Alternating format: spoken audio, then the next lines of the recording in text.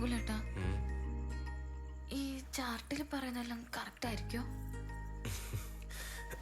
മോളെ full സയൻസാ.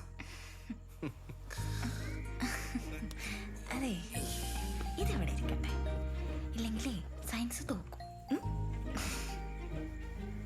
Science തോക്കണം എനിക്കിഷ്ടമല്ല.